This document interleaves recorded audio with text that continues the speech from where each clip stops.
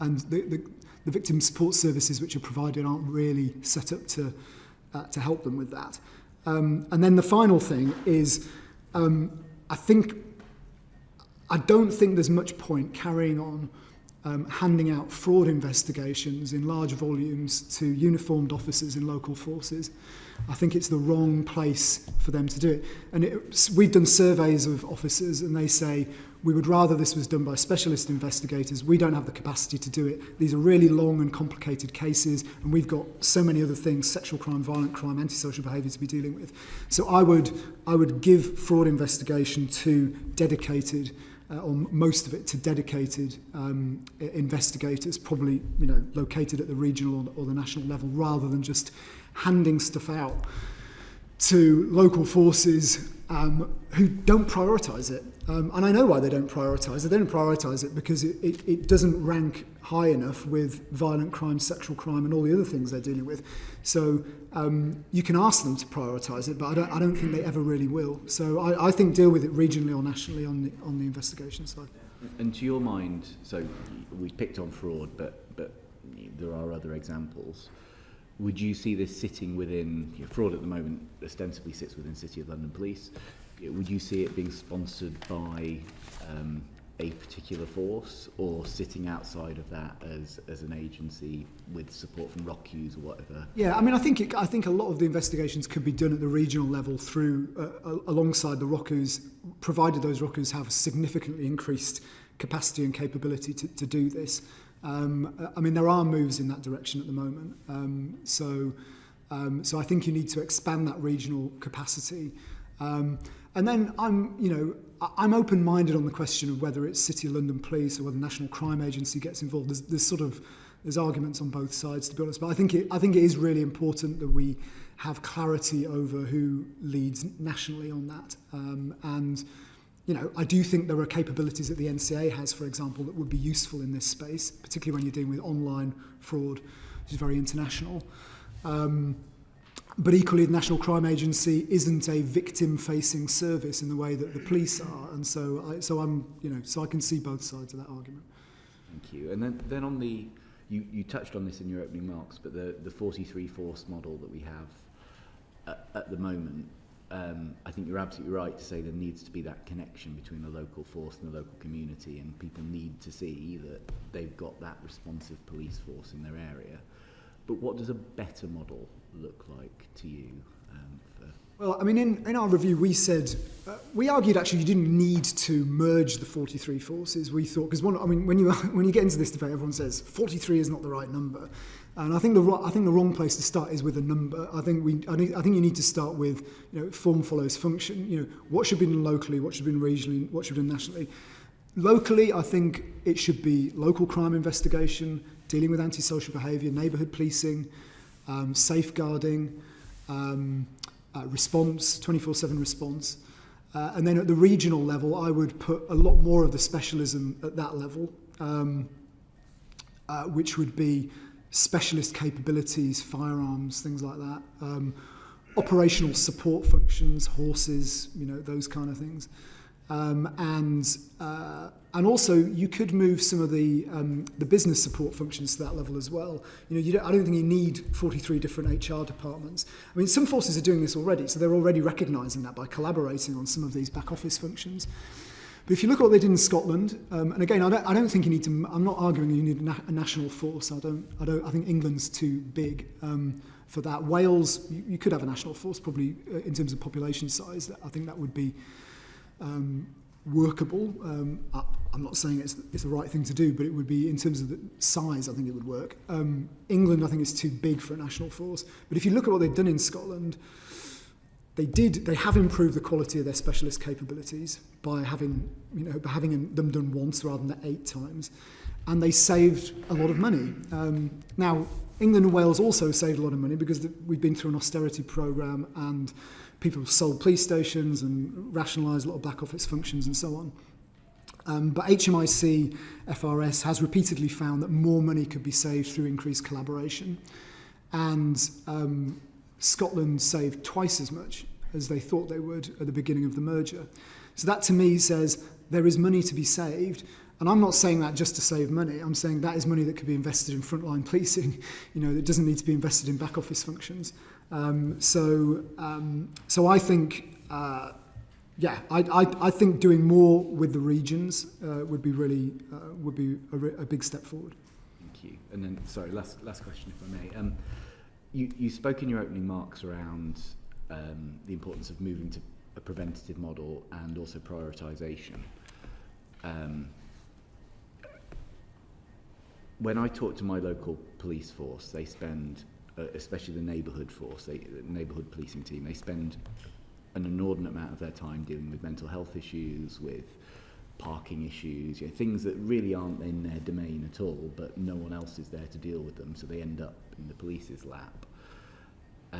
Now, if you're shifting to a model where you're going to prioritise crime and what the police are, is on their job description and they should be doing, and if you're prioritising in that way, then there's an obvious problem that these issues aren't going to be picked up by the police anymore. So I'm curious to know what your thinking is around that, and what resourcing is needed elsewhere, whether in local authorities or traffic authorities, to start to deal with some of these things that are currently on the police's plate.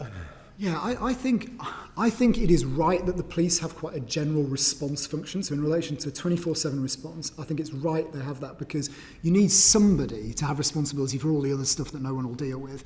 And to be honest, they're people who probably need the powers of police officers, because often those will be situations where there'll be conflict, there might be criminality, there's often just a danger of harm and risk. And so the presence of an officer with those powers can help to de-escalate that. So I think it's important that the police have that general response function. But we have to be really clear, what is it that we are we deploying police officers to things which their skills and powers are going to be the most effective way of dealing with the risk?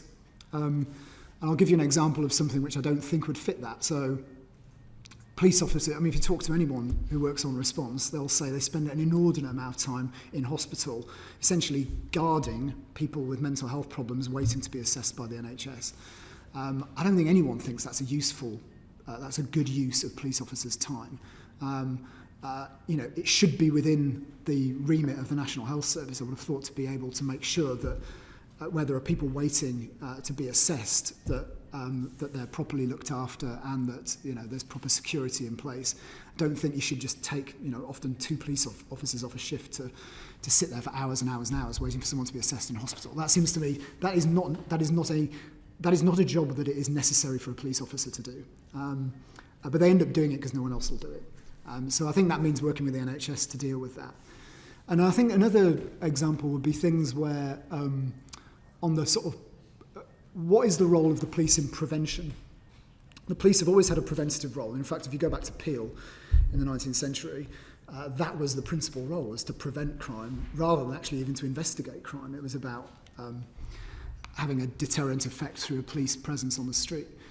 And but what is the police role? I think the police role in prevention is really important, but it should be about the police having a preventative mindset. So when they're responding to things, they're thinking, how can we stop this happening again? Who do I need to refer this to, whether it's social work, youth work, or whatever, to deal with the fundamental problem? But it's not about the police delivering the preventative work. So, for example, I heard the other day about a programme where they were looking at troubled families. I'm not sure if it was part of the Troubled Families programme nationally, but it was a thing looking at families who've got lots of multiple problems. And they had PCSOs going in there to work with the families to try to address some of their problems, including, getting to know the kids. And, they were talking about kids playing computer games, PCSOs playing computer games with the kids. And I can sort of understand why they ended up doing it, because they're thinking, this family causes so many call-outs, how can we stop that from happening? But to me, that should be a job for youth workers or for social workers rather than for police community support officers or police officers. So it's about policing have a preventative mindset, but then working with others to deliver the prevention. And I think sometimes the problem is the police get dragged into doing the prevention because they think no one else is going to do it. So it does come down to resources and working relationships with the NHS, local authorities and others to make sure that if there's a problem like that, they're able to deal with it, and then the police can focus on doing the things that we want the police to deal with. Thank you very much. I'm going to bring in Lee Anderson at this point. Thanks, Chair. Yeah, Doctor. Just a couple of questions for me. I think public perception of our police force is really important, and sometimes the perception of my constituents in Ashford is not through the local police force, it's through what they see on TV and what they see down here, especially with the protesters we see on a regular basis. And they seem to think, they know there's probably, in a lot of occasions, a lack of action, or appears to be a lack of action, to move some of the protesters we see, especially on Whitehall. How do we change that perception? Are we doing enough for you? Well, I think that I think you're right about perception. I think it's sometimes unfair on local policing that they tend to see things that are happening in other forces and it feeds back, or even indeed in other countries. That often has an impact, because I think people tend to see policing as one thing, and it impacts. Things can happen all over the world and in different parts of this country that can affect people's perceptions of policing. I think that's just part of the territory. But on protests, I think that it's a difficult balance to strike. And policing is all about balance. It's all about, particularly when you're doing enforcement action, and it's about how they'll get criticised for being too heavy-handed, and they'll get criticised for not being heavy-handed enough. So I don't envy police officers having to make those decisions. But I think it's clear that they are their role is to facilitate democratic, lawful, peaceful protest. But obviously, it's to make sure that traffic can also flow freely and so on. And so they have to be able to deal with obstructions and use the law in that way. But we also have to trust the police to use their discretion, because these are operational matters. And so I wouldn't want to second guess the people on the ground in some of these situations. Okay, I guess the skill set needed and the staff required for police forces up and down the country are different in different areas. For example, in Rochdale and Rotherham we've had problems with grooming gangs. In Lincolnshire it's more rural crime, and again in London and the cities, different crime altogether. Is the training different for a police officer in each area, and if not, should it be? It does vary. And obviously, policing a rural area is quite different to policing, London or Greater Manchester or whatever. So I think that it does rightly vary. But what I do think we need to be clear about is that the professional standards should be the same across the whole country. And I think we argued in our report that the College of Policing should have more powers to make some of those professional standards mandatory, because currently there's authorised professional practice, which chief constables should follow, but they're not legally obliged to follow. And that can lead to variation. I think where there are areas of policing where the risk is high, where the evidence base is really clear about what works, and where the public, where these are things that are key to public confidence, I think the standard of training should be the same across the country. So, for example, stop and search, probably the most controversial police tactic. There's still huge variation in training around stop and search, in the implementation of that training, and we kind of know what works well in terms of doing stop and search effectively and in ways that command confidence. But it's still not being done consistently enough. So I would make some of the training standards around that mandatory across the whole country. One question, please, Chair. Just a quick one. My local police tell me that morale of police officers is affected by weak sentencing in court. They can have prolific criminals, get them off the street, and then a week later they're back on the street. How does that affect morale? Do you think courts are doing enough to help police? I think morale is affected by failings in the rest of the criminal justice system, absolutely, yeah. Sometimes that might be about sentencing, but sometimes it's just about the fact that there are such long waits to get things through the criminal justice system. The fact that victims drop out and don't want to continue with investigation because it's just taking too long. And we know post-COVID, because the courts were closed, there's backlogs and so on. So I think I was supportive actually of the idea of a royal commission. We talk about royal commissions, of a royal commission into the criminal justice system, because I think actually the criminal justice system, the rest of the criminal justice, policing has its problems, but I think the problems are much worse actually in the courts, in probation, in the prison system. And I think we should have a royal commission into that. That's very interesting. Okay, Caroline Harris. Thank you, Dr. Smith. Thank you, Chair. You've touched on the different kinds of crime. Crime today is completely different to what it was when I was a youngster. And to give you an example, just over the last 5 weeks, I've had police in my house on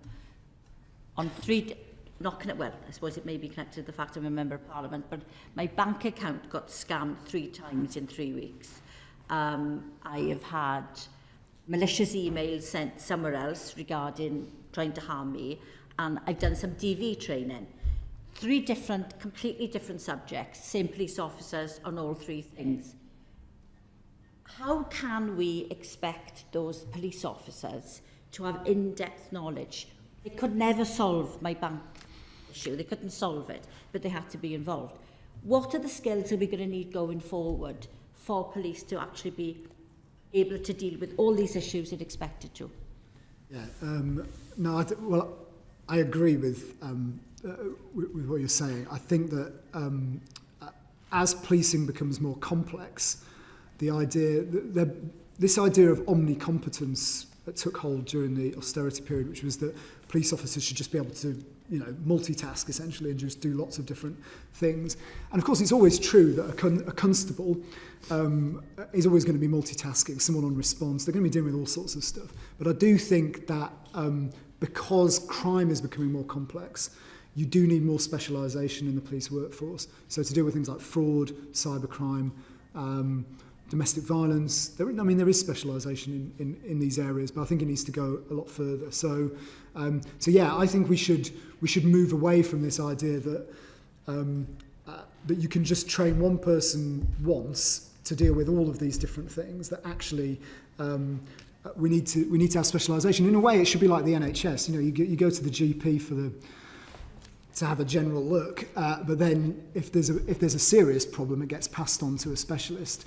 And I think we do need more specialism in policing. Thank you very much.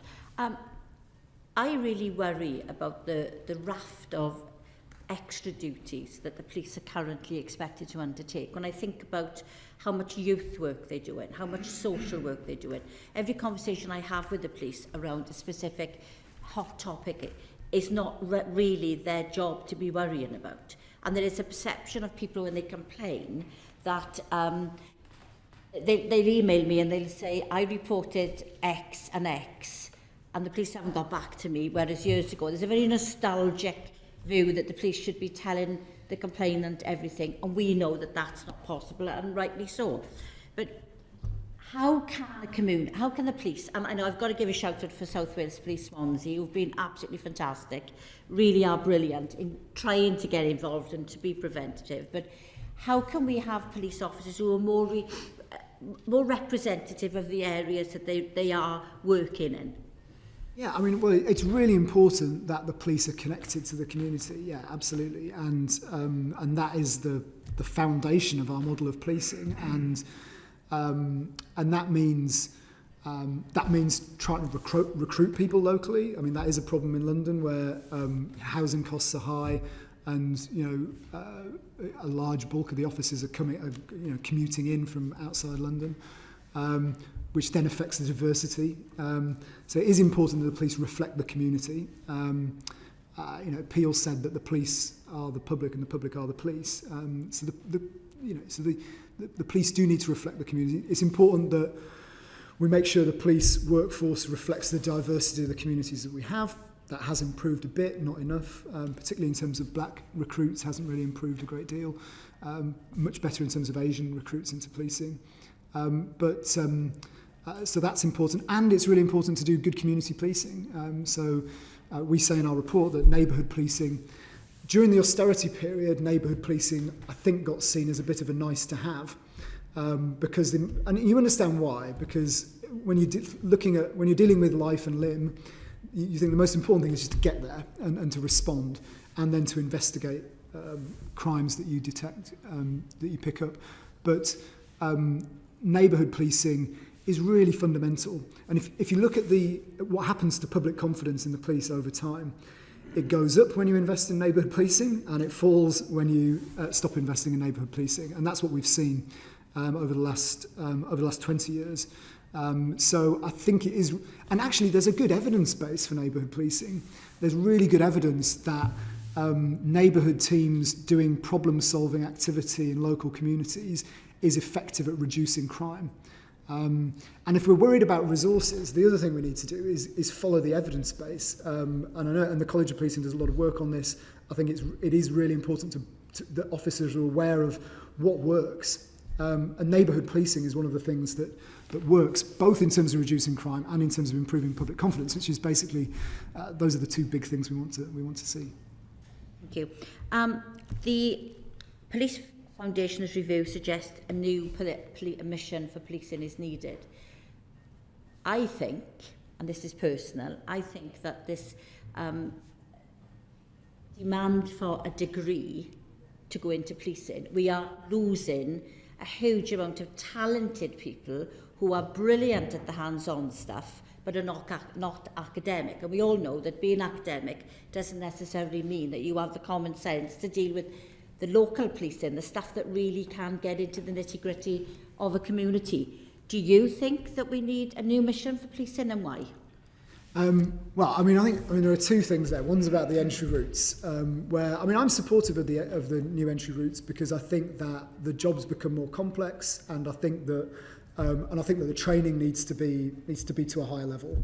But you shouldn't, and this isn't the case. You should never need a degree to join, right? And that's and you don't. That's the key thing. You get one on the job, and I think that's the right balance. So if you don't have a degree, you can join and you'll get one.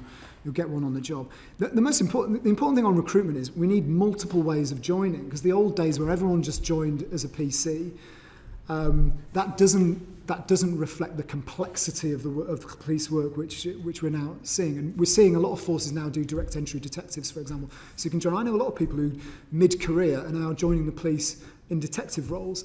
Now, they're probably the sort of people who don't want to roll around dealing with pub fights on a Friday, Saturday night, to be honest with you. But they'd quite like to be a detective, and that's fine, right? Isn't that fine? We need people who are going to be able to get out there and do some of the rough stuff. But we also need people who are going to investigate fraud and cybercrime and so on. So I think you need multiple routes in. And then on the mission, I think the mission needs to be... I think what we need is clarity about the mission so that crime is core, but it's not the only thing. As I said before, I think it's about maintaining order and upholding the law.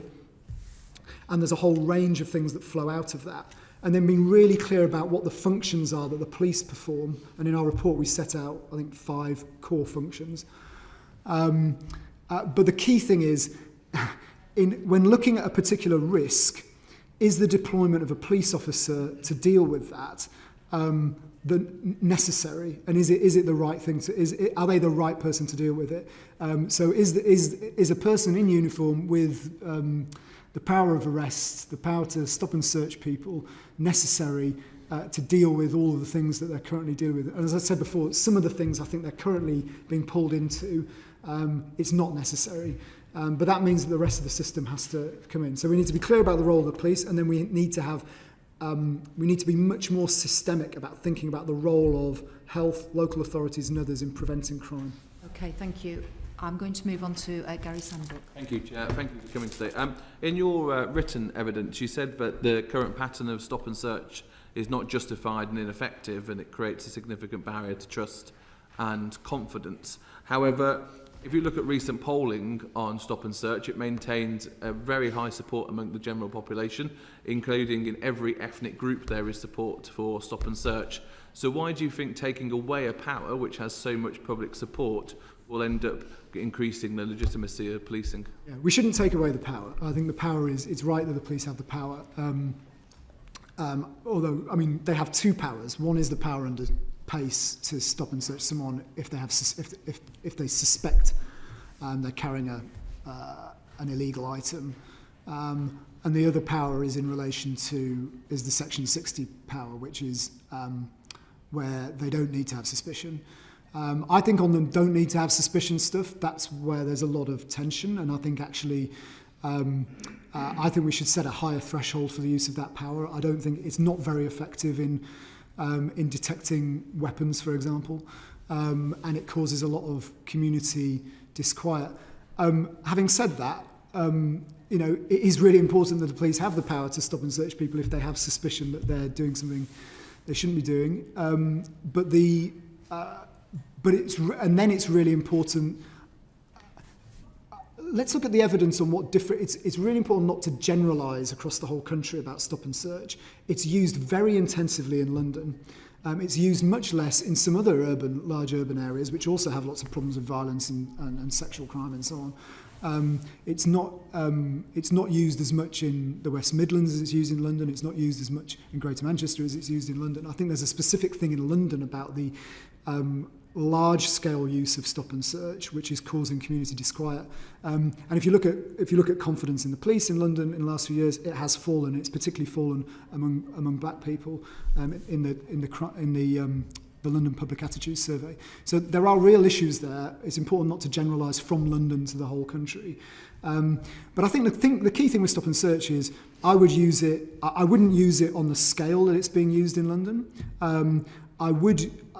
What I do think you should use it proportionately, and there is really good evidence that if you use it well and fairly, and the way in which the communication is done, then people can come away from the encounter without feeling that they've been humiliated or disproportionately targeted and so on. So that it's really important. And if you look at the Independent Office of Police Conduct report on this, they looked at stop and search interactions.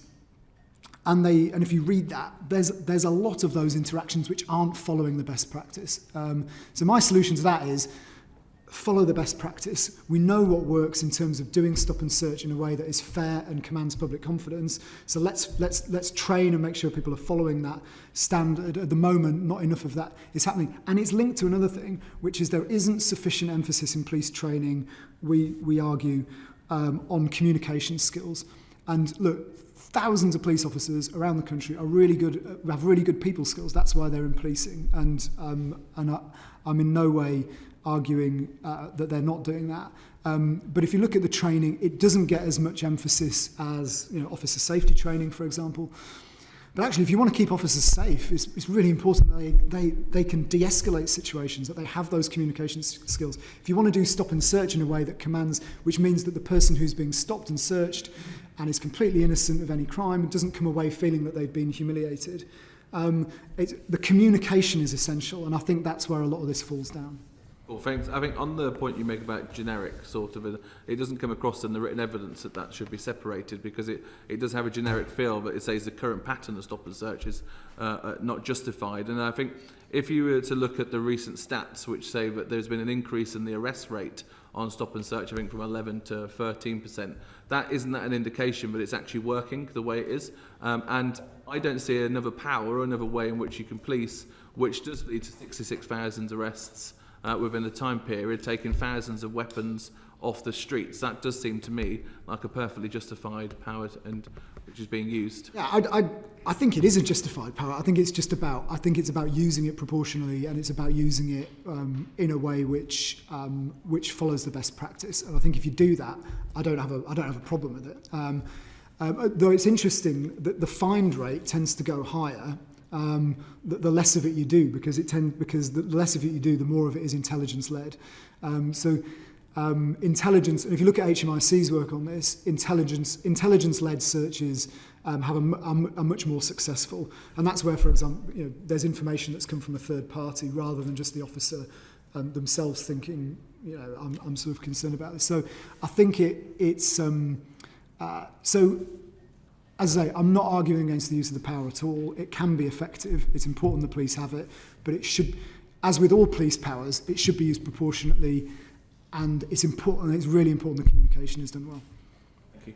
Thank you. Just very briefly, I just wanted to ask you about the Met. they have national responsibilities as well as responsibilities for policing London.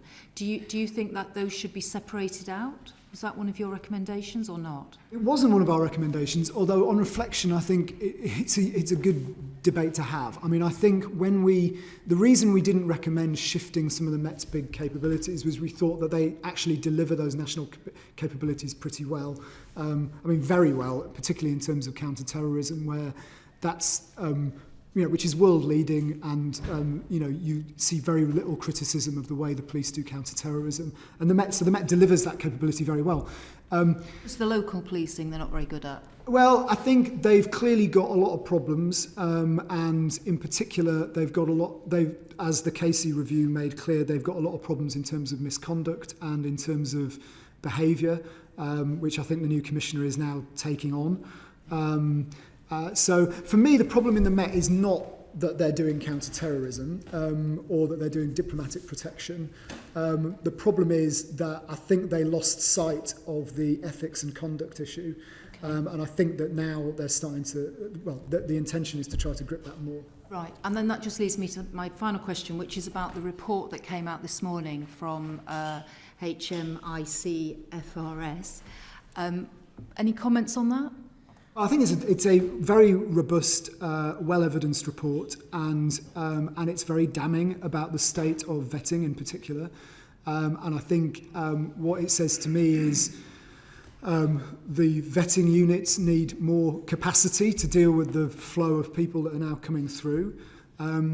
I would have preferred we'd recruited a bit more gradually rather than rushing to recruit to hit a target, because I think the problem is when you do that, you hear in the report that people feel under pressure to let people through when because the force is worried about not meeting its numbers.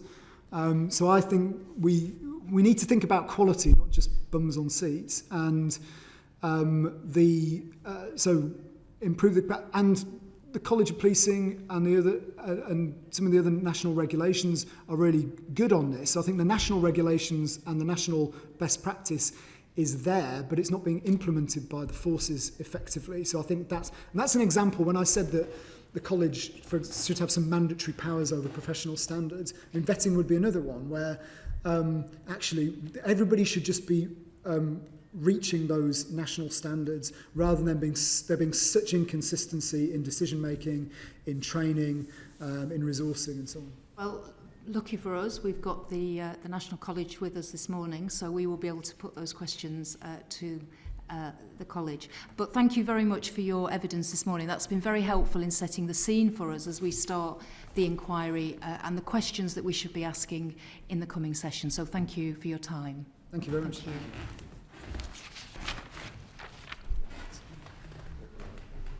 We're running a little bit over, aren't we? No. But I've got to finish by 1:45 to him. Yes.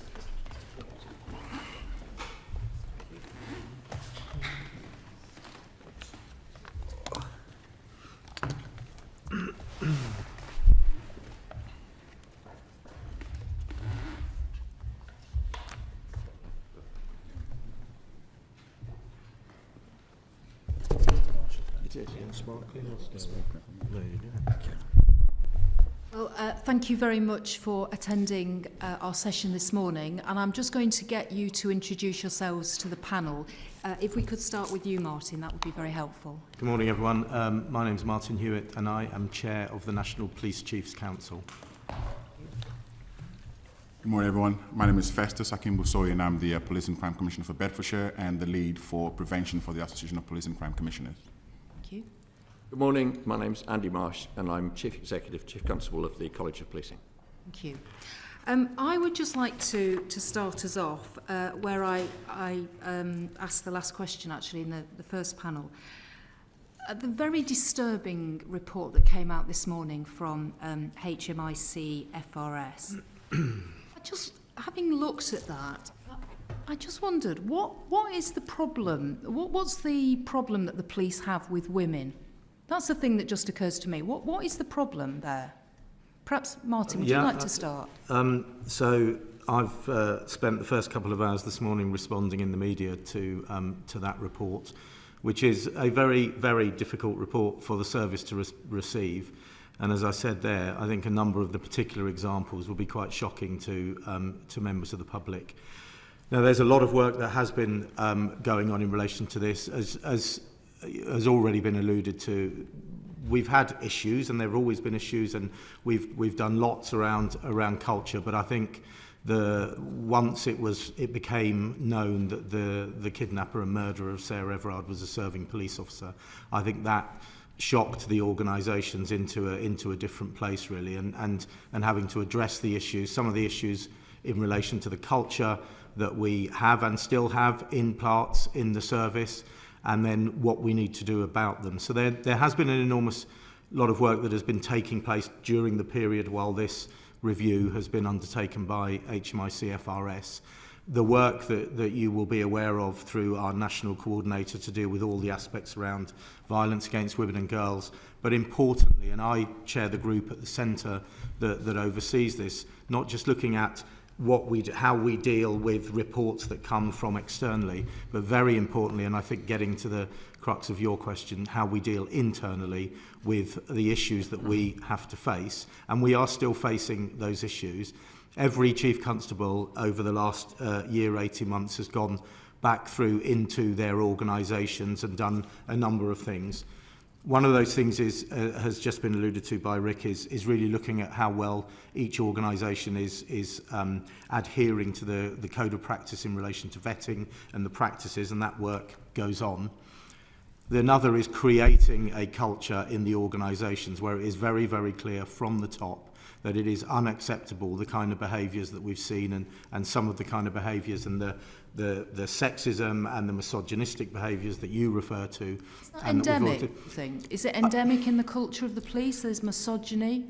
I think misogyny is endemic in society, so it's endemic in the police, and the police are representative of society. But what I would say is it's more important that we root that out in our organisation because of the role that we have as a service and the powers that we have. It's even more important than it is in any other organisation where I think all of these issues do exist.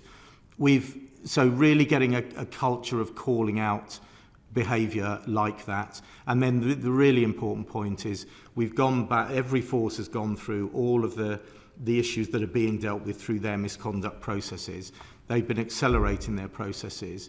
And what that has meant is, and we've all seen it, story after story of officers where it emerges their behaviour, they're being sacked from the organisation.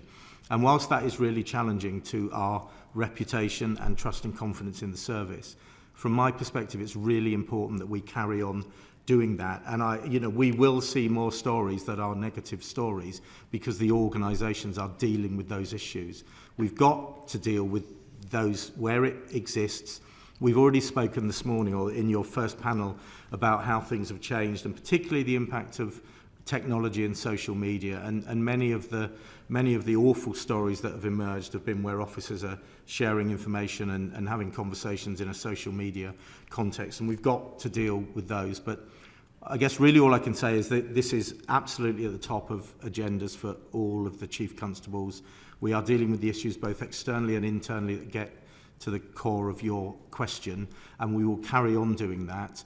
We will work and implement the recommendations that have come out of today's report, 43 recommendations in a number of areas.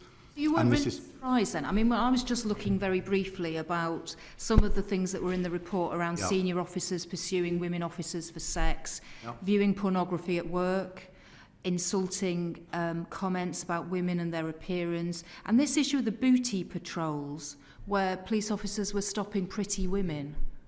You weren't shocked by that then? You kind of knew this was all going on? I didn't know that was all going on, obviously, but I find those shocking and disgusting, quite frankly, that behaviour. Look, as has already been said, people need the police to keep them safe and make them feel safe. People call the police... And of the population, actually, isn't it, for women? Precisely. People call the police at times when they've got issues, they're at the worst, they're scared, they're frightened, and they've got to be able to trust that the police officers that are turning up there to do the job that they're there to do and to do it properly. And this, in various examples, and you've given some there, and there are more in that report, which is an awful report from the perspective of the service. Those examples there, but we have to deal with those, and we are dealing with those, but we've got to work through and continue to do that. And sadly, what I think that will mean is there will be more stories of, Officer X being sacked for this behaviour and that, but I'm comfortable with that because we've got to be open and demonstrate that we're not prepared to accept this kind of behaviour in our organisations. Okay, I don't know if any other member of the panel wants to say something, yes. Thank you, Chair. So, recognising the problem that is shocking and is unacceptable, I've been in the police since 1987, been Chief Constable of 2 police forces before this.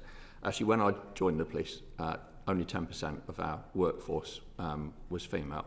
Actually, we're now about 34%. A question came up, which we'll probably return to on new entry routes. The new entry routes are attracting a much more diverse range of candidates. There used to be only one way into policing, now there's 3, with multiple facets feeding off them.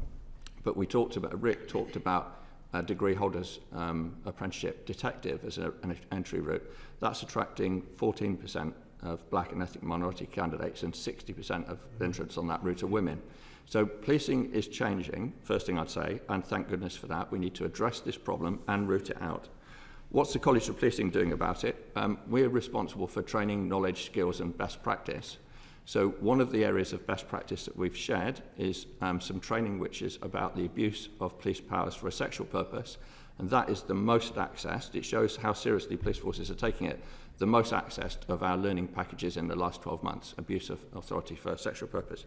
Now, I feel so strongly about this problem of misogyny and sexism, that actually in my first week at the college, I asked for the guidance on outcome sanction for gross misconduct to be rewritten to take into account how seriously this is impacting on public confidence if we don't address it properly, so that those deciding what happens when gross misconduct is found, and that's either chief constables or legally qualified chairs, will take into account the impact on public confidence and use the most appropriate, most serious sanction available to make sure that those behaving those in such a disgraceful way exit the service. Okay, and we will come on to this, I think, in some of the later questions. But you were talking about recruitment, and clearly we will be discussing recruitment. But, the vetting, I was just looking at the list of people who've got into the police, who've got, I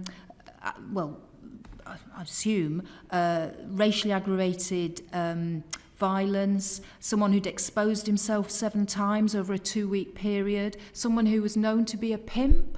I mean, so there's clearly a big problem, as this report highlights, with the vetting process. I mean, you're saying it's good that we're getting more people through, but clearly we want the vetting process to work effectively, don't we? And that's not at the moment. Yeah, of course. Yes, of course. The college has a number of levers it can pull to ensure consistency over good practice and standards. One of those levers is the authorised professional practice on vetting, which was last reviewed and rewritten in April 2021, so quite recently. Actually, there is, as the report, and it's a well-evidenced report, identifies, in some cases, a lack of compliance with that good practice.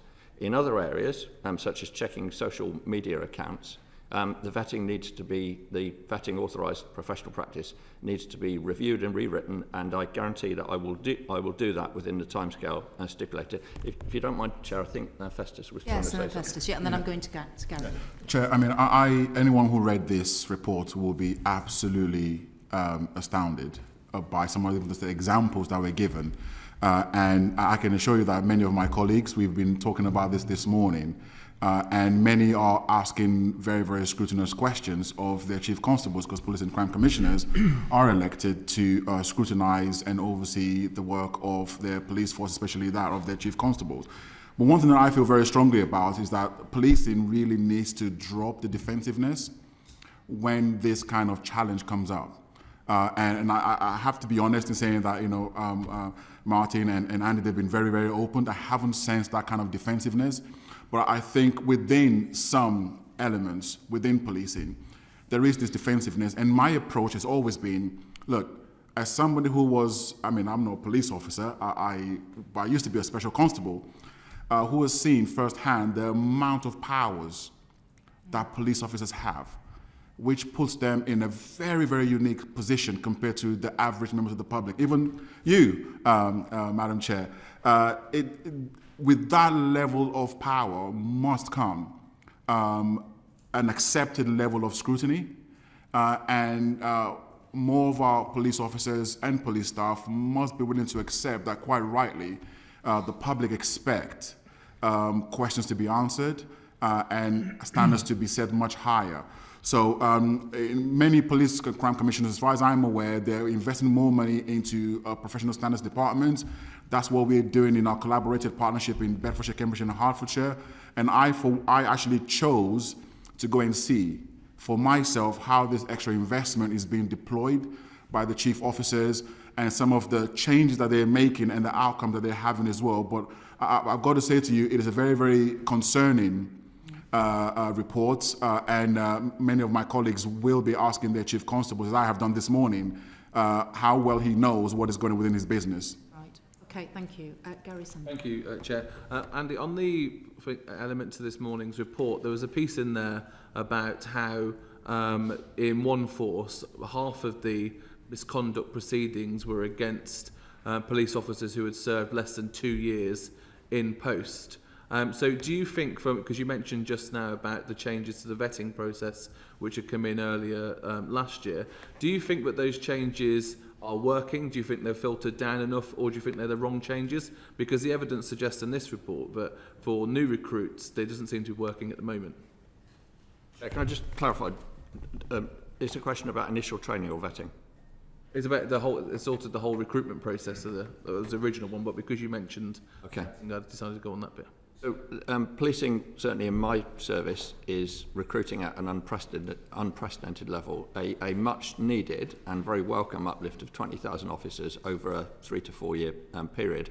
What that means in reality is 50,000 new people entering policing during that time period, and that is a huge opportunity to change the culture of policing for the better and improve it. The attrition rates for student officers that drop out or leave the service through other means tends to be about 7%, which actually is too many, but when you compare it to other sectors, that's not as high as you might read and reported in some aspects of the media. Is the vetting working to make sure we're getting the right people in? I think the answer, absolutely, for two reasons. One is the process as it exists now is not being applied with sufficient consistency and rigour. The second reason, there are improvements in the vetting process that we need to make in the authorised professional practice. There is clearly that is not doing its job to the extent that we would expect it. However, there are many tens of thousands of absolutely fantastic vocational public spirited people coming into policing. In terms of the initial training, I think we've heard a lot of evidence today that the job is incredibly complicated. If we are to avoid putting in layers of managerial process and rule setting, checking and rechecking, we need critical thinking, well-informed professionals that understand what good looks like when they're initially attending, when they're investigating, so that they can deliver the sort of service that the public expects. Now, as the Chief Executive of the College of Policing, it's my job to do the very best within affordable boundaries so that policing can do just that with the widest pool of new recruits from across the whole of society. I'm really happy, Chair, to answer any other questions specifically about training when you need. Okay. Carolyn. Thank you, Chair. What will the police force of the future need to do to increase trusting in the police? One of the conversations I regularly have with my local police officers is how there is no trust from the community in the police. Very often that is due to national issues, not local issues, but they pay the price locally for that. What do we need to do to improve that trust? So let me tell you, I mean, the first point is all of these issues that we've just spoken around over the last couple of years have really dented, I think, people's sense of trust and confidence in policing, the confidence that you can trust the police to do what they need to do. So we have to keep working very, very hard in relation to dealing with those issues and rooting out the people that shouldn't be there in the service. The conversations that have already happened in the previous panel around neighbourhood policing, local policing, whatever we want to call it, I think is absolutely critical to the service, however far forward we go. And what I would describe it as is that connectedness with the local community. People want to feel that the police are there and the police understand the problems that they have and they're doing what they can do to assist with those problems. So I think that's a really important point, maintaining that degree of connectedness through however we configure, neighbourhood policing, local policing, whatever we call it. And I think it's a really important point as well that is very local. And I think, there will be impressions of the police that come from media, come from national stories. But I think a lot of this is about how me and those around me feel we are connected with our local police service. So we need to make sure that is happening. I do think we have to address people's understanding of the role of the police, which is where we've got to, the very early session, and I think, Chair, you made the point about it was only 24, because I think most people think the police are there for crime, which we obviously are, and we need to be doing that. But the vast majority, and certainly the majority of calls for service that all forces across the UK are dealing with are not to deal directly with crime. And we are finding ourselves in other spaces being the emergency service that will respond. And I think some of that, we need to be able to have a narrative with the public that explains that situation.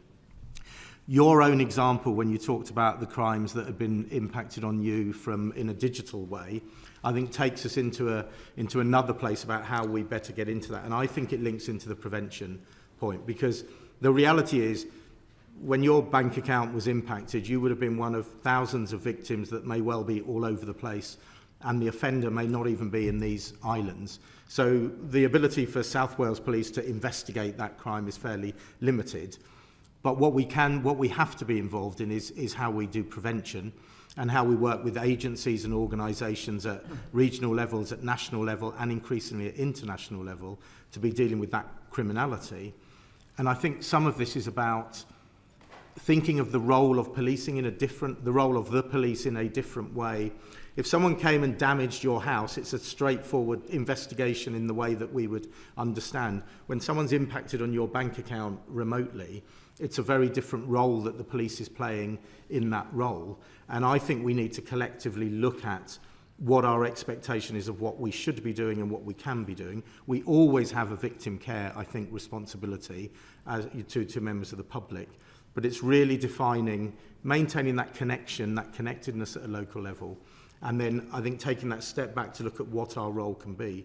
Because when it comes to those kind of issues, what really we need to be having a collective prevention aspect. Because the big player in that example is your bank and the systems that your banking runs on and the systems that other people are using to access into there. So we collectively, and by we I don't just mean policing, I mean we, and including with Parliament, need to be impacting in a preventive sense with those organisations to make sure that they are doing everything that they can do to make sure that it is very difficult to penetrate your online banking and commit a crime. So I think it's looking at it from a slightly different perspective. Someone punching somebody outside the pub is still the territory we have always been in. What happened to you, and there's lots of other examples that we could give, we need to redefine our role and work with all the other people that we need to work with, and including having the legislative framework and then the weight that part government can give to ensure that everyone that needs to be playing their preventive role is playing it. Anyone else? I was going to just come in and in total agreement. I agree with what Martin just mentioned there. But another thing that I actually wanted to highlight is that I found in my role as commissioner that, to all intents and purposes, police officers are absolutely good at their jobs. And I do not want to leave anyone with the impression that there are any police officers, that I have come across anyway yet, who are sat down at a police station waiting for a job to do. There just isn't one. Not that I'm aware of anyway. But one thing I think that policing really needs to start getting better at doing in the 21st century is explaining to the public what it does, how it does it, and why it does it. Because a lot of the perception of policing nowadays, as far as I see, is driven by social media. An incident happens, there is a video clip that's about 10 seconds long, and that gives you a snapshot of what has actually happened. And maybe that's all there is to it.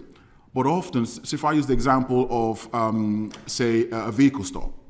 Now, until I became a special constable, I just thought the powers that the police used to stop someone in a vehicle was exactly the same as stop and search. Now, having been stopped and searched 6 times myself, I did not realize actually the powers were different.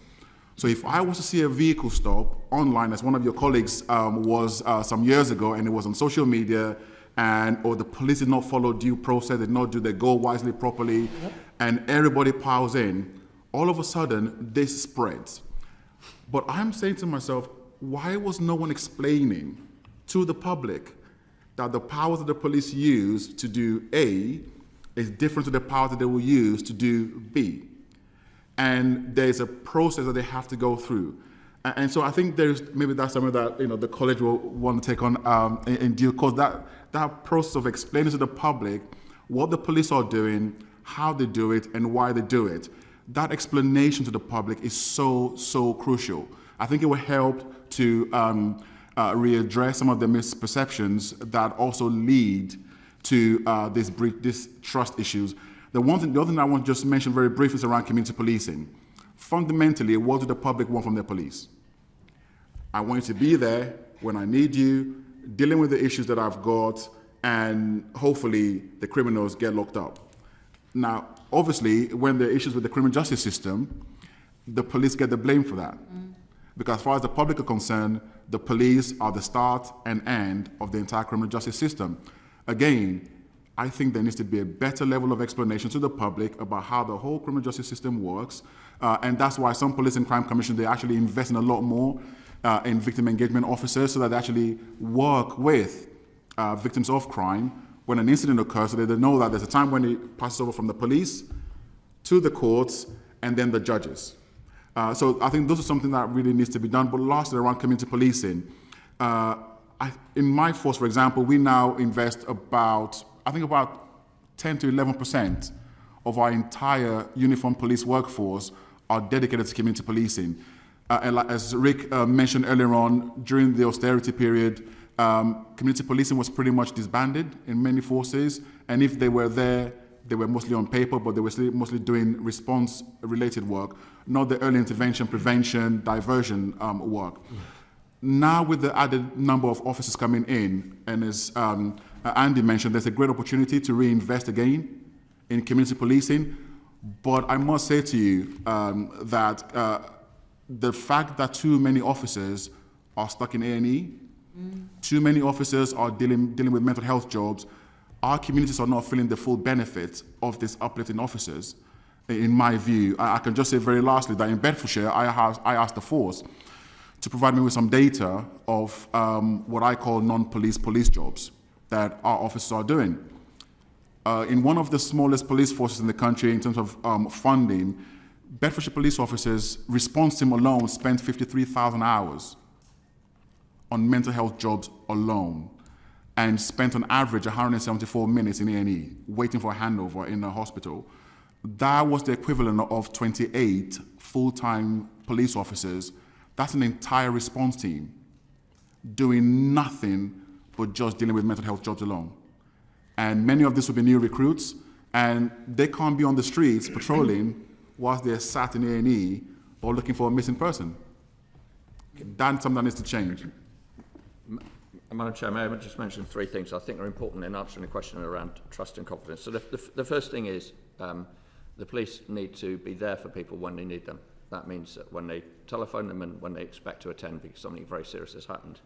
Now, that was why the College of Policing was very pleased to share the evidence base on why it's valuable to attend burglary dwelling of people's houses to reassure the public and solve crime and reduce it. On each of these 3 things, there's a payback. If we are to get the basics right, We need the time to do it. We need to address the non-police demand that Festus has articulated. The second thing that will rebuild trust is performance. We need to be effective at cutting crime, catching criminals and keeping people safe. And the college, working in partnership with the MPCC, intends to declutter the environment so that officers have got the skills and knowledge, the time to do just that. Second, payback. They cannot do that if the criminal justice system is not working more effectively. Up to 3 years to get a rape trial to a court is simply unacceptable for everyone. So the criminal justice system needs serious reform and improvement. The third area which will rebuild trust and confidence is standards. Standards of expectation about what matters most to the public, whether we're talking about burglary attendance or rape investigation, but standards of conduct that we've heard so much about that has let us all down incredibly badly. Now, I would argue if we're to sustain and bring a 43 force model to maximum performance, maximum optimisation, we need an influential and effective College of Policing. I've been in this job a year, and that's what I intend to do. Just before you come in, Karen, can I just ask you, when is the commitment around attending every report of burglary? When's that going to happen? It's happening now, so it's all forces, and many forces already were attending every domestic, when someone's house was burgled, because we absolutely understand That's the happening impact. now across Correct. all 43 police forces. Some chiefs, I think, understandably rather put out. I know South Wales were saying that we actually do that anyway. Already done that, yeah.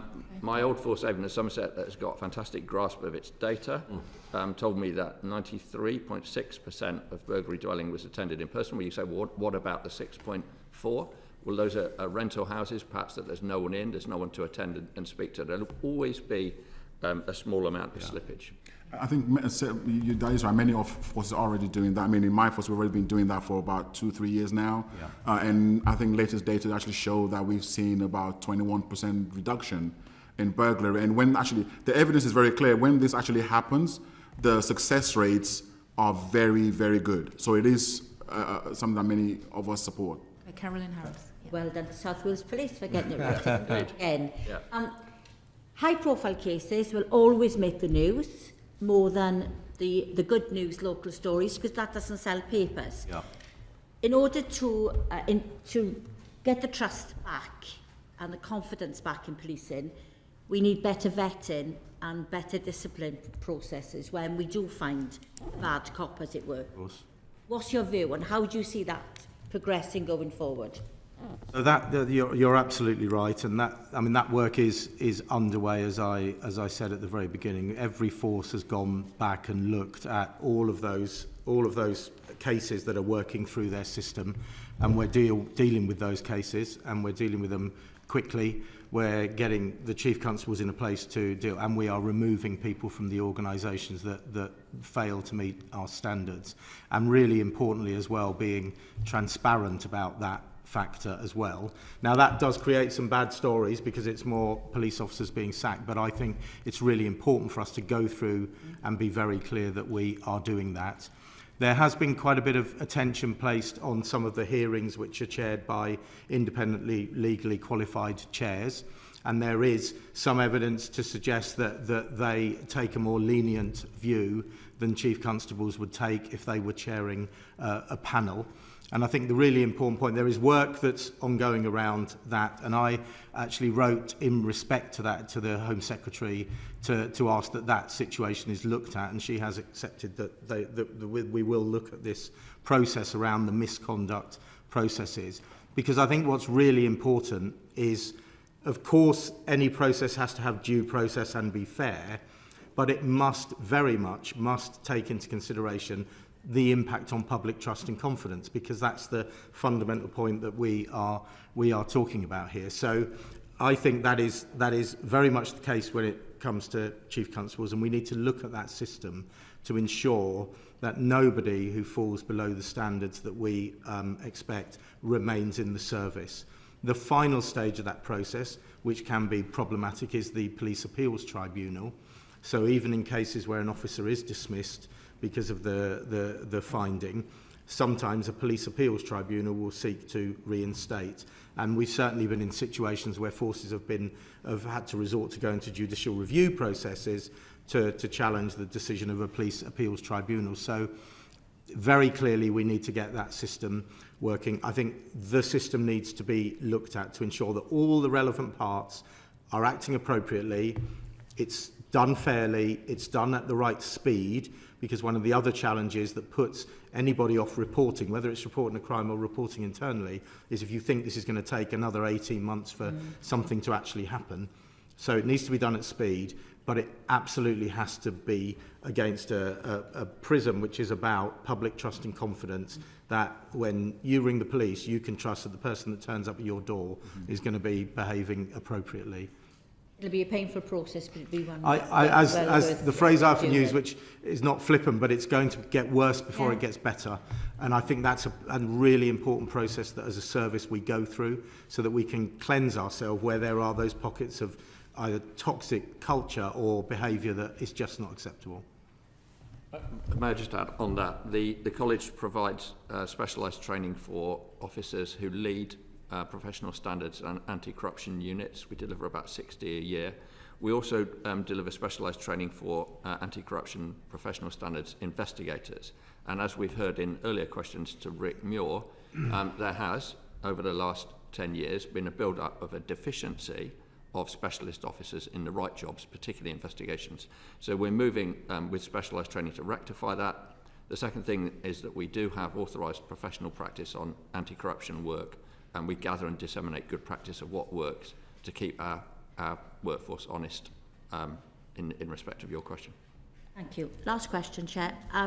Many professions have a scrutiny, if you like, and a mandate renewed with politicians as a ballot box. How do you feel about police officers having a licence to practice with it being reviewed after 5 years? You want to go first, Andy, because it's your sort of territory. Rick, as we heard earlier, made a recommendation of a licence to practice, and in principle, I want the best possible training, accreditation and standards for police officers. But we have to move in a way which is practical and achievable for the service. The College of Policing, for most of the highest risk, most specialised roles, delivers accredited training and annual re-accreditation. I'll give you an example in an area which perhaps the public are not fully aware of.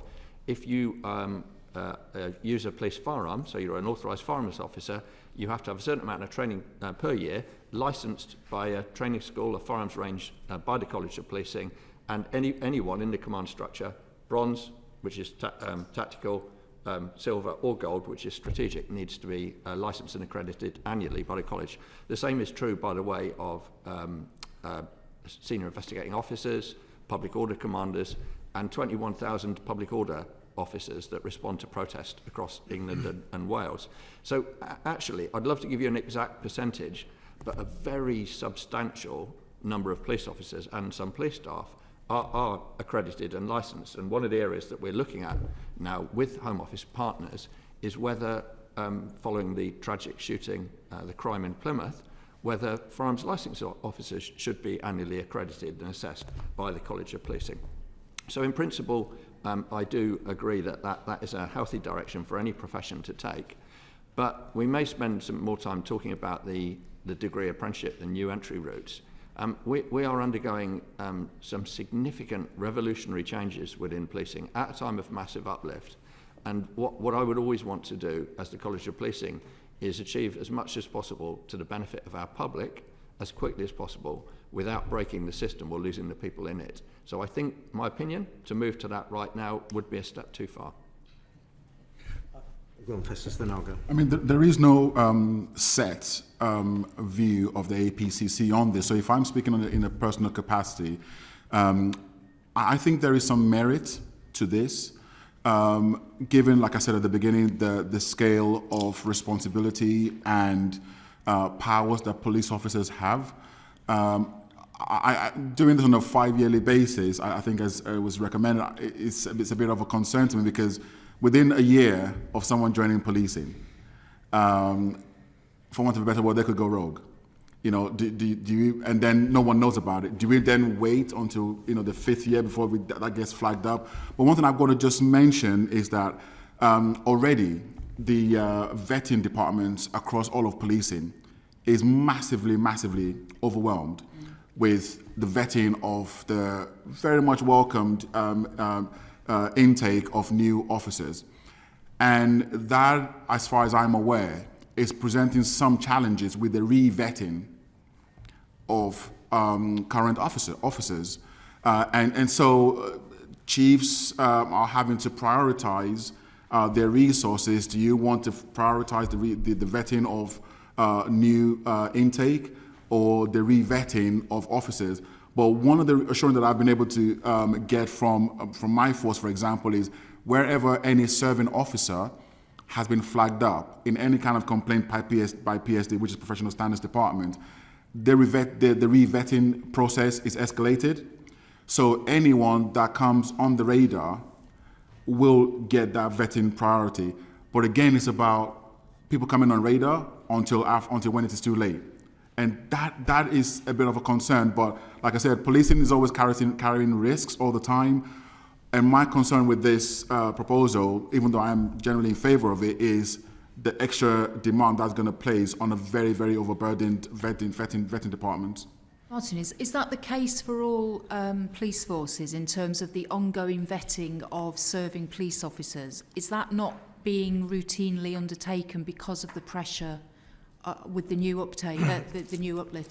I don't think, and it's not just simply the new uplift, but there is undoubtedly, always has been, and there is a pressure on the vetting units to do what they need to do. And I guess my answer to your question, and I'm very keen to look at anything that we can do to improve where we are, but I'm also very practical, and I want something that's going to make a difference. I think in this arena, the vetting processes and the work that's being done to really look at those needs to be done very clearly. So we need to make sure that when someone comes in, we're absolutely, and the horror stories that the chair referred to are not happening. We then need to be using people's annual appraisal process to identify changes and deal with that. We are trialling in a number of places continuous vetting, where if someone pops up on certain systems, that automatically is raising a flag, which I think is useful. And of course, one of the challenges we have, I guess, with lots of organisations, currently the vetting process is largely manual, and we need to get to a place where we've got a much more automated process, particularly where a lot of what we're going to be catching is to look at is sitting in other systems. So we need to do that element. Whenever people go into a specialist role or go into a sensitive role, there will be a re-vetting process. At the higher levels of vetting, at certain numbers of years, you get automatically re-vetted. So there are all of those going on. And as Andy says, in terms of specific, through the years, I've been accredited to lead firearms, to do public order, to be a hostage negotiator, whatever. And all of those things exist for the more, high-risk issues. But I don't think just coming up with something that's generic, particularly when, as we've already said many times, the range of things that we're expecting police officers to do, it's actually a generic licence might not add a huge amount of value, but about standards, behaviours, and that absolutely needs to be locked in around vetting and professional standards. Okay, I'm going to move to Simon Fell. Thank you. Thank you. Just a couple of quick questions from me. So firstly, on trade-offs and prioritisation, and we've touched on some of this already. Festus, you talked a lot about, and very eloquently about, the amount of time your officers are spent standing around waiting for things to happen that are outside of their control. What do you think officers should be doing more of, or police should be doing more of and less of, in terms of their prioritisation? That is a very difficult question because policing, I've since found out, is one of those roles where it's very difficult to say no when a call comes in. I can tell you what I know one or two forces are doing that I'm aware of, which is when a mental health job comes in, they just say no. And I am anecdotally informed that the demand for those kind of calls have fallen by about 60-70%. What I am trying to do in Bedfordshire, somewhat controversially, but it has got people talking, is to start sending bills to local authorities, to the mental health teams every quarter. And I'm going to start that from next year because it is simply becoming unsustainable. It is unsustainable. There is no need for a police officer to be sat in an A&E with a gentleman who is suffering from dementia. He's not under arrest, hasn't committed any crime, and that is just not, I don't see how we can sustain that, nor is it acceptable for an ambulance call out to be cancelled just because a police officer is at the scene. I mean, that cannot continue. So that is an area where I think we need to have much more cross-departmental working at the governmental level to start trying to address this.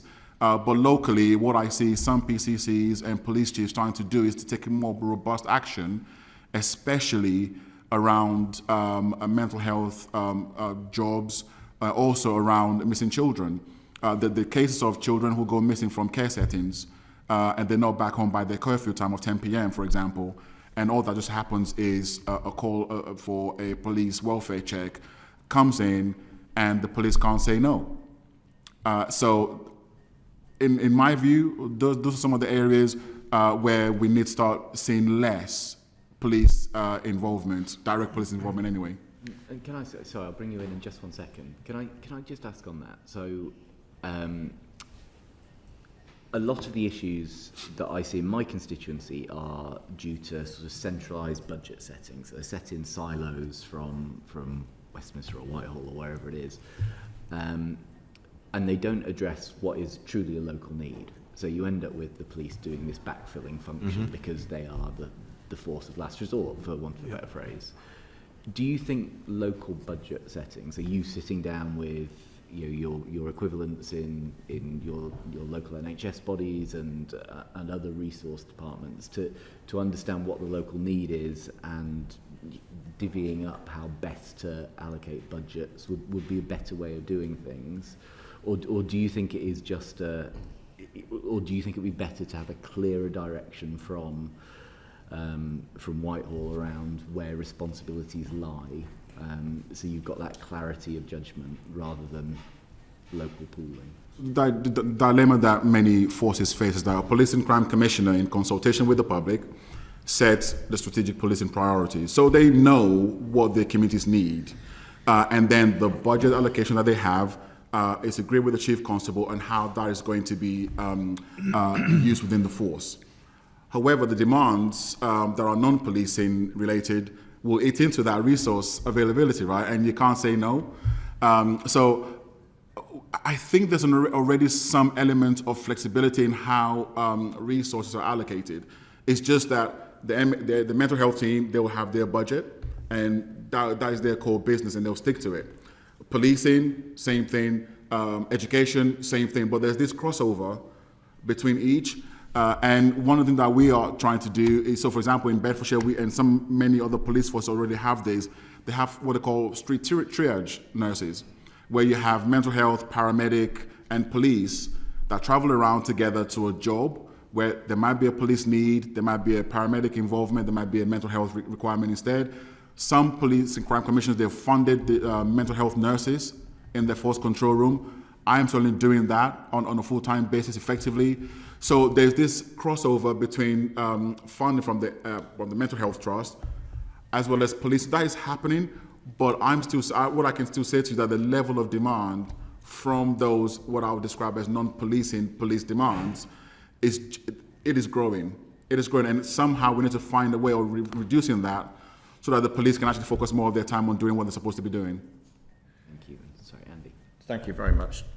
So in terms of what the police should be doing, the College of Policing runs a What Works database of crime reduction over 200 measures, and it includes such things as hotspot patrol, 15-minute patrol in crime hotspots. That is proven to reduce crime.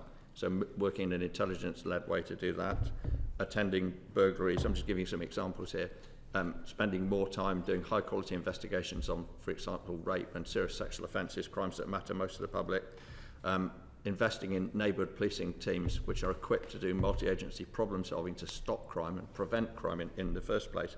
And the most recent addition to our Smarter Practice website And by the way, we're in Festus's force today looking at the brilliant work they're doing on offender management, but the most recent addition is 4 things that police forces can do to prevent homicide. Got a homicide prevention framework. Now, all of that evidence is fantastic. The police need time to do it without reducing some of the non-police time they haven't got demand. But here is another thing that the police need to do, and historically have not done sufficiently in my time in policing. And if you have the chair of the Police Federation here, he would tell you the same. They've not invested in adequate continuous professional development for all of our staff and officers. Some of our very specialised people, some of our highly skilled people like Martin, have been trained and accredited throughout their whole career in public order command, firearms command and other things. What about the response officers? What about the neighbourhood police teams? Now, actually, this is difficult for people like Festus. He wants, and I want, them out on the front line. I want them serving the public. We have to invest in the right training skills and knowledge so they access this database, and then we've got to give them the right leadership so they've got the time to deliver it and fulfil their vocation for the public. Thank you. So, I mean, I won't repeat what the others have said. I guess, you know, what's our fundamental contract with the public is when there is an emergency, when they are in distress, we will turn up. And I think fundamentally we have to do that. However, I think the challenge is that, and the question you asked about the local versus national, I think is really key, because when we talk about all of this non-police demand, if you like, or non-crime demand, we're actually talking about a public sector response to some form of some person who is vulnerable, in distress, in whatever it happens to be. And I don't ever have a problem with us turning up. If the report comes in, there is a person who is behaving strangely, is either harming themselves, harming other people, scaring people, then of course we go. The challenge is we then stay, because we are largely the service that will go, because we will always go to that. And I remember sitting on the management board over the river in the Met when we agonised about how do we reduce the non-police demand, and you would come up with lists of things, and then at the very end, in a business sense, you would say that's not our job, we can't afford to go there. We would end up saying, yeah, but are we really going to leave someone lying on the ground at the side of the road? The challenge, I think, is whether it's at a Westminster level or, as you alluded, at a local level, how are those other services then coming in so that that person isn't the same person on the side of the road 4 days later? And, you know, you will, in your constituency, your police will talk to you about the repeat individuals. The children's home, for example, the idea that Festus, you know, repeat, going back and back and back, because in that children's home, the policy is, and I understand why the staff would do this, if Joe Bloggs hasn't come back at 10 o'clock, we've got to report that to cover ourselves, and then we get involved. And then you end up trailing around when that's not a missing, I would argue, child, that's a child who doesn't want to be where they're supposed to be. And you get into all sorts of other issues around that. But so for me, it's about what is the public sector response to the issues, the preventive aspect, but we will always turn up when there's an emergency, because that's what we do, and I think that's what we are contracted to. And then you add all the other points that others have made about, you know, particular crimes, most harmful crime, things that make people fear crime, and the people that actually, you know, that make people unsafe. Thank you. Can I just pick you up on something you said there around sort of the core purpose of policing? Because we've talked a lot about burglary, we've talked a lot about fraud, and with the policy now being attending every burglary, that sits in quite a stark opposition to where we are with fraud and cyber crimes and online crimes of all kinds, where you know, the experience for most people is if they find out how to report it, it disappears into a black hole, nothing happens. They're very unlikely to get some form of victim response.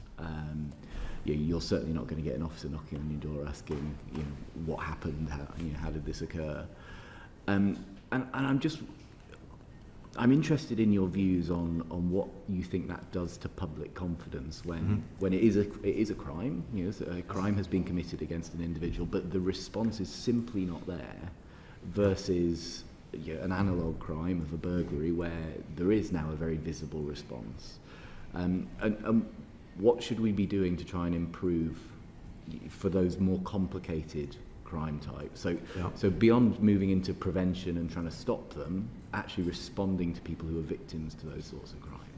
Yeah, so I think it does have a negative impact on people's perception. It comes to some of the things that we've already said about the public view is that anything to do with crime it's the police, and for me the point is we've got to view how we play our role in those crimes in a different way. The burglary is physically located in a police area, and you've got all of that investigation that you can do.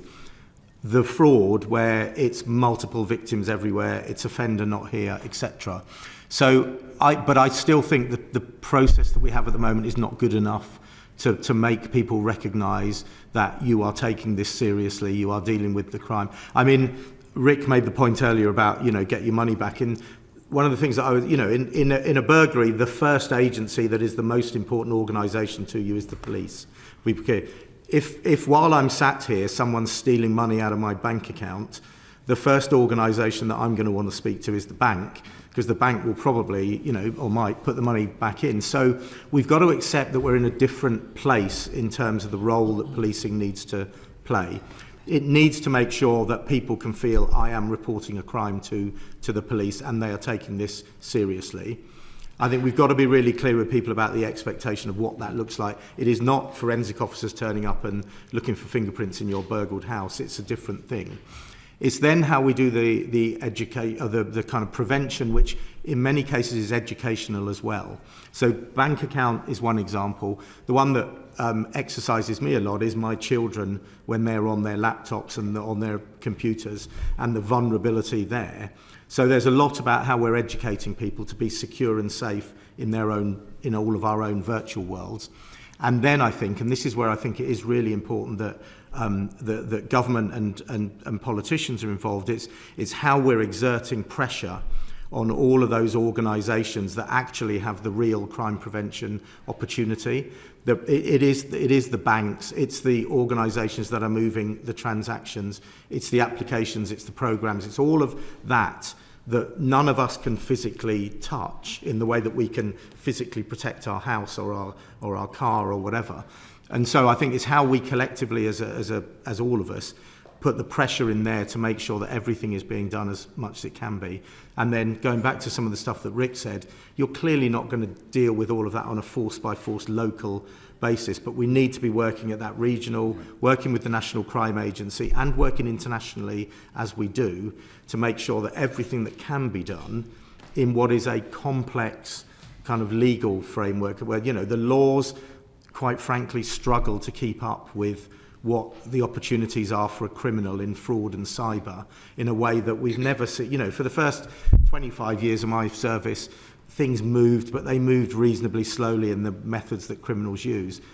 The last sort of 5-10 years, technology-wise, has transformed that out of all recognition. The way we're vulnerable today, we weren't vulnerable 6 months ago, and the criminals are all so that's got to be big level international work, and it's about how we do the prevention, how we put pressure on all those people who can help prevent, and then at the end, definitely, we need to understand so we get the intelligence picture, and we need to make you as a victim feel that we understand, we get it, we take it seriously, and we're doing what we can do to stop it happening again.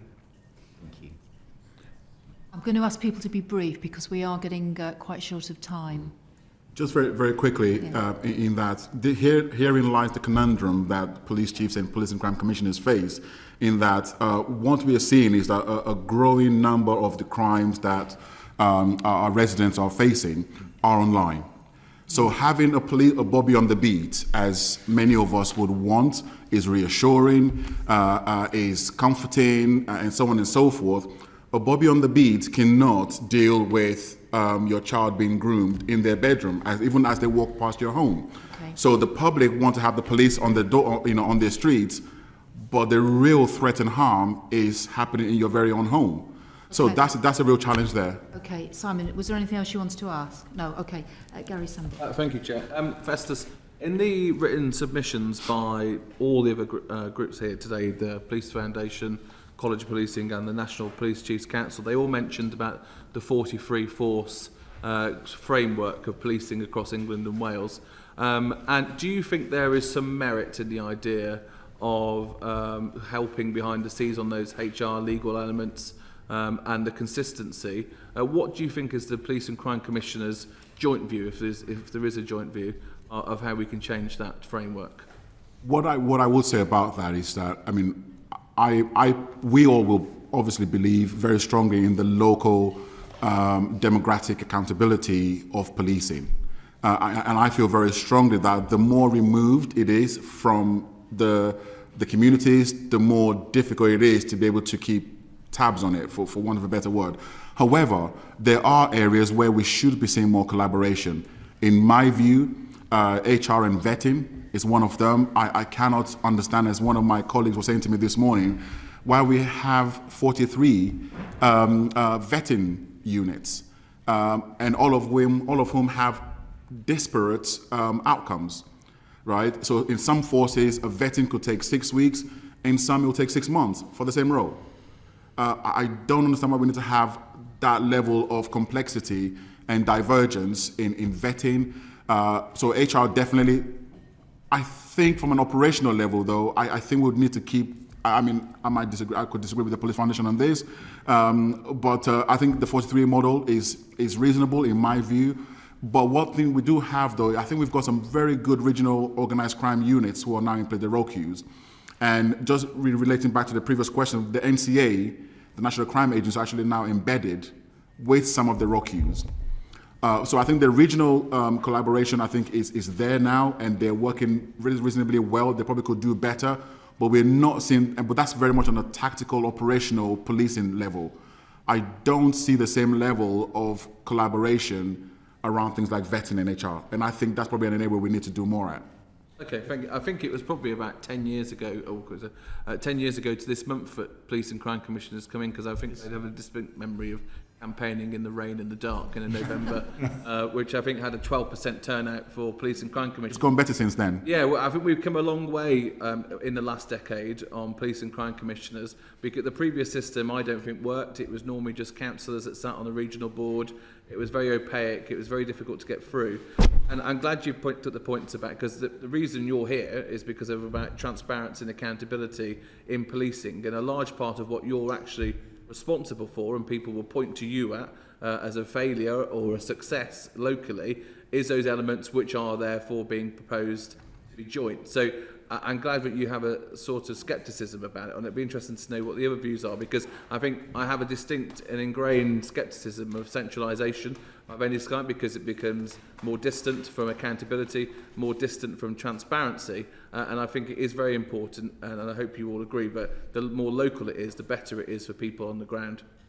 So very briefly, what I would say, I think the question, should we have 43 forces or a different number, is the wrong question. The real question is, as alluded to, I think earlier by Rick, is for all the things we ask police to do, what things need to be done at a local level, what things are better done regionally, nationally, and increasingly internationally as well. So let's work and think about that, rather than some wholesale restructuring that would take forever and cost a fortune. And then I think the other point is the point that Festus made, and really what MPCC is all about. How do we drive collaboration? And by collaboration, I don't mean Force A and Force B come together and create Force C. I mean, for some of those things that we all have to do, either do them in group. So Festus's force is in a tri-force collaboration and has been for some time. There are others, but we need to be sensible and not use our independence and our legal independence as I have to do it my way and you do it your way. Let's think about those things where we are better to do them either for efficiency or effectiveness, and often both. Let's collaborate and get everyone to play their part, and then just work out, because some things are absolutely local and other things, quite frankly, are international, and there's no point trying to do them 43 times locally. Yeah. So that's how I would see it. So we need to ask the right question and then challenge all of those in leadership positions to deliver. I agree with Martin. Some things can only and best be delivered locally, and one of them is a locally known police leader and services accountable through a police and crime commissioner to the community. However, when I was chief constable in Hampshire, in the Isle of Wight, I was a founder member of Enabling Services Collaboration with the County Council and Fire and Rescue, which now provides HR, finance and other services for over 120,000 employees at low cost and high effectiveness. I don't believe that we've yet reached anything like optimum collaboration on what I would generically call enabling services, and I welcome Rick Muir's findings in his excellent report. Any more questions, Gary? No? Okay, Lee Anderson. Thanks, Chair. Just one quick question. That's okay, Chair. Police and crime commissioners, are they a help or a hindrance?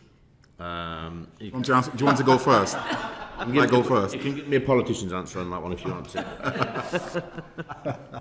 If we've got to keep them, do you think they should be more regional based, i.e. like a Midlands one rather than county-wide? Well, I'll answer it. So I think having local accountability, genuine governance and accountability for policing, we need to have that. We have a system in this country where we are operationally independent to do what we do, but quite rightly, the public needs to be able to hold us to account. I would agree. I think the previous system didn't seem to work terribly well, and we're now 10 years in. And I think provided the relationship between the police crime commissioner and the police chief constable are appropriate, good relationships, then I think that system can work, and each knows its place. Each knows its place. But I think the question clearly is there, and in all the kind of levelling up conversations about whether you take that to a larger level. I think the key question around the level is around maintaining that relationship and maintaining that genuinely being able to say you are representing the views of the public in whatever the scale of that area is. But as you well know, we already have mayoral models in London, in Manchester, in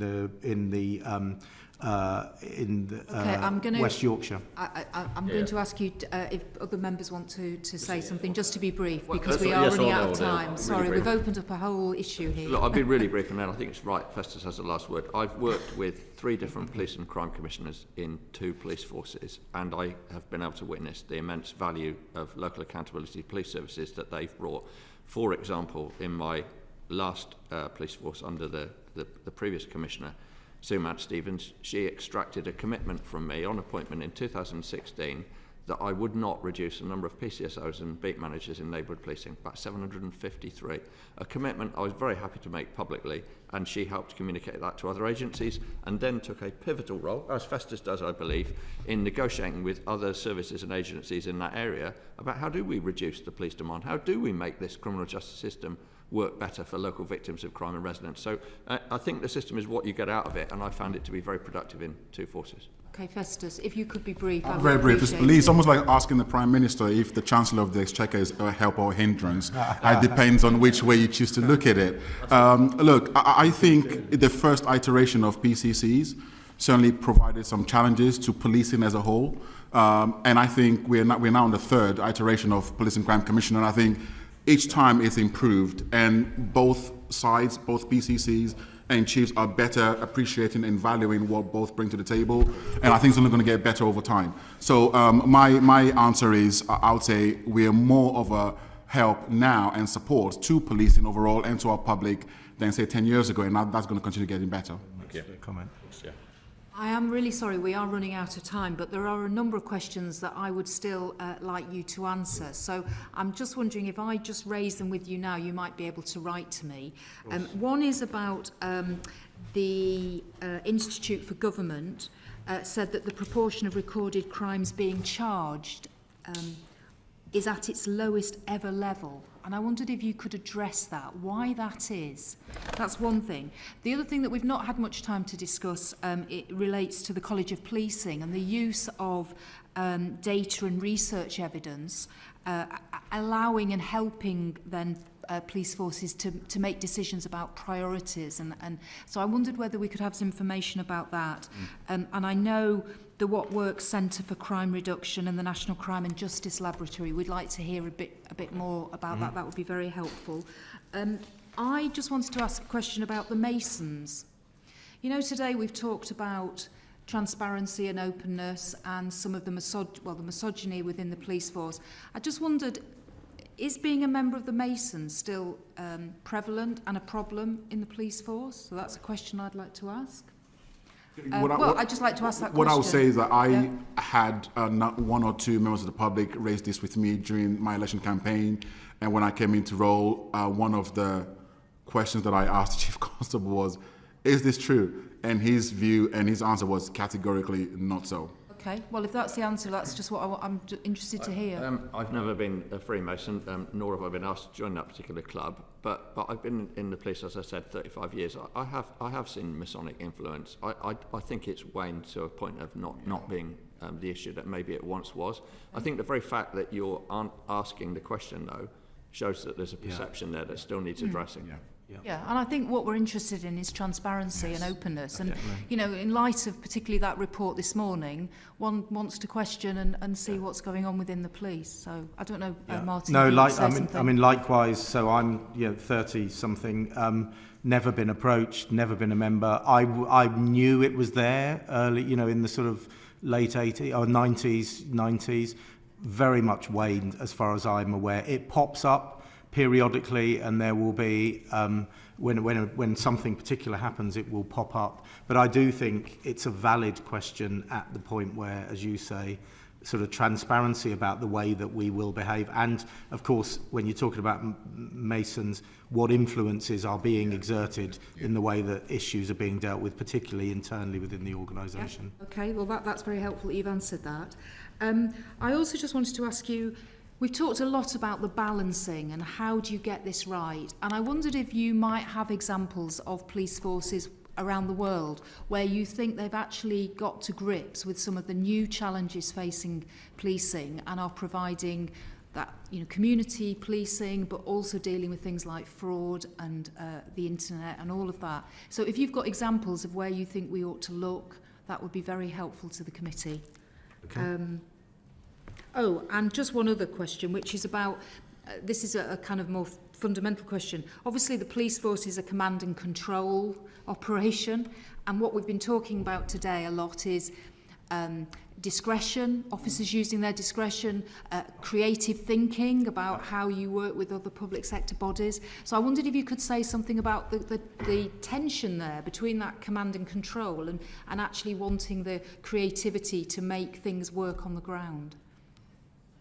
So if you could write to us with any of your thoughts on those questions, I would be very appreciative.